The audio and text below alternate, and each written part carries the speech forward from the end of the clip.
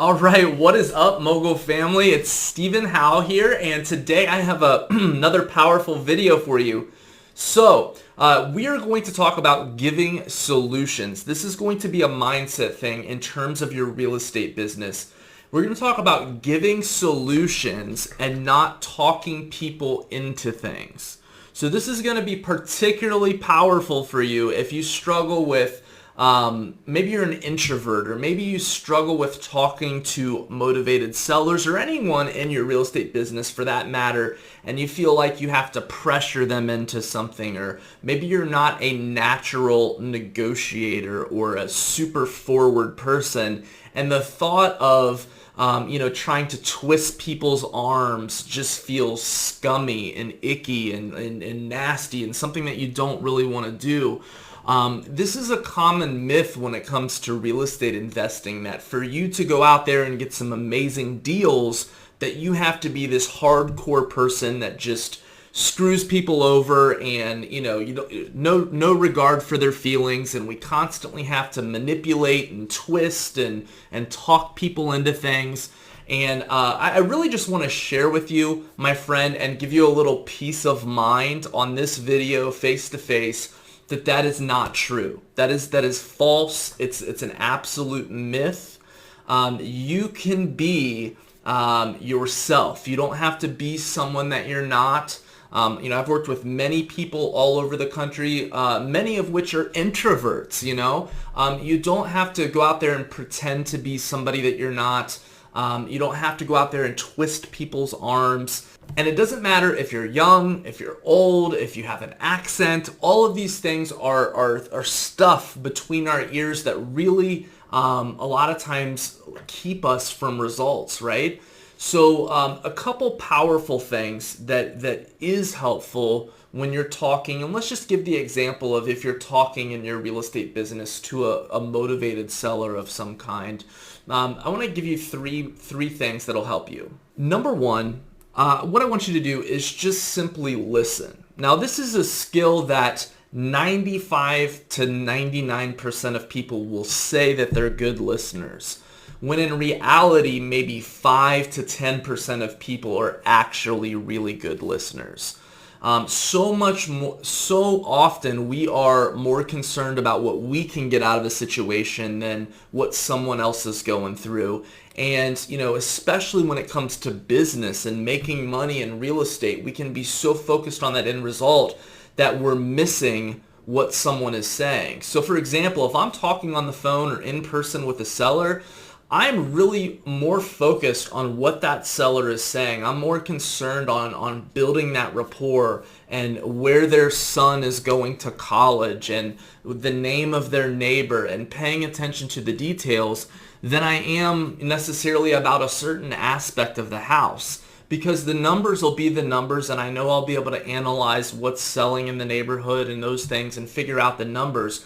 But what I'm really listening for are the pain points. What in the world is going on? And oftentimes it's not even about the house, right? It's about something that's going on in the seller's life. Maybe they're relocating. Maybe they have major debt that they're trying to pay off. Maybe they just inherited this property. Maybe they're a landlord and they have a huge portfolio of other properties. And this property they are so fed up with, they are so sick of, they don't even want to step foot in it anymore. And obviously some of these are extreme examples, but it's a lot of times it's not about the house, and it's a lot of times not about what the seller will initially tell you it's about. So oftentimes we have to dig a little bit deeper, and I try to ask questions to get the seller to open up. So, Mr. Seller, why? It's a beautiful home here. It has a lot of great potential. If you don't mind me asking, why haven't you just decided to sell this yourself? Or, why aren't you just keeping it? Or, why didn't you go with the local realtor? And I ask from a curiosity. I let the inflection in my voice go up where I'm just kind of friendly, being curious. And I'll let the seller tell me more about their situation and ask them more questions. So number one thing is just to listen really, really well, and you're going to uncover some more things. And that, again, especially if you're a shy type of person, that's going to, they're going to be doing the talking and you're going to be doing the listening. So that takes the pressure off of you, right? All right, so the second thing, my friend, that will really help you with this is to answer the questions that they're likely thinking in their mind, right? So this is anticipating maybe some objections, some questions that your seller is thinking. So they're probably thinking like, are you going to treat me right? Are you going to lowball me? What's going to happen from here? So just by, very conversationally speaking with the seller to say, yeah, Mr. Seller, to put you at ease, I'm not just going to be throwing out some lowball number. I really appreciate the details. Let me talk with my partner. We really do look at what's actually selling in the area, and then we do figure out the work that we're going to put into it. And of course, we do run a business and obviously want to make a little bit of profit, but I'll shoot it straight with you, treat you very fair. This is a very simple process, very cut and dry, and then you can go from there. So the third thing ties very closely into that, and that's basically painting a picture of what the next steps are going to look like. A lot of times the seller has that fear of the unknown. They've never done this before. They've never sold their house to an investor.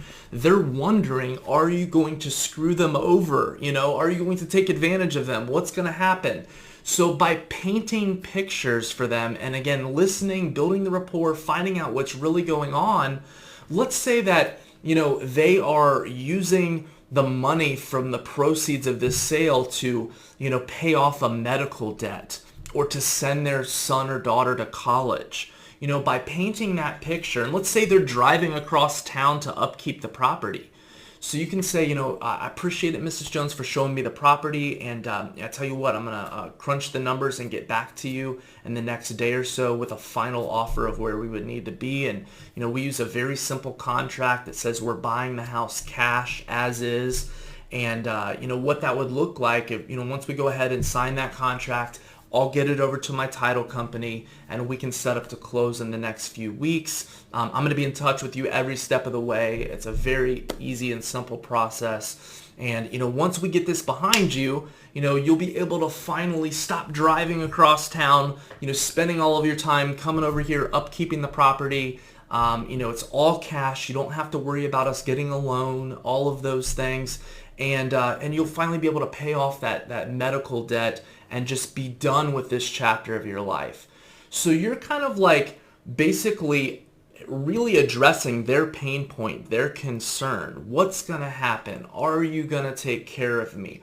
These are very important things that almost all sellers are concerned about, whether they voice it or not. So by you addressing it, by you painting pictures, and in the first place, by actually really listening to why they're selling, these very simple things are going to take the pressure off of the situation. It's going to allow you to focus on presenting a solution, okay? It's going to allow you to focus on presenting a solution rather than twisting or talking people into things. So, my friend, when we're contacting sellers, when you're reaching out, when you're doing your marketing, don't worry about like, oh my gosh, I got to talk people into things. We're simply reaching out, connecting with them. We have a very valuable service to offer. It's cool if they go with us. It's cool if they don't. Let's listen and see how our solution fits their situation. And then let's just politely check in if maybe it's not a good time for them. Let's follow up with them. And that's a much better, more relaxed way to go about this business that is a lot more effective. So my friend, again, it's Stephen Howell here. I had a great time recording this video. I hope you got a lot of value out of it, and I'll talk to you soon.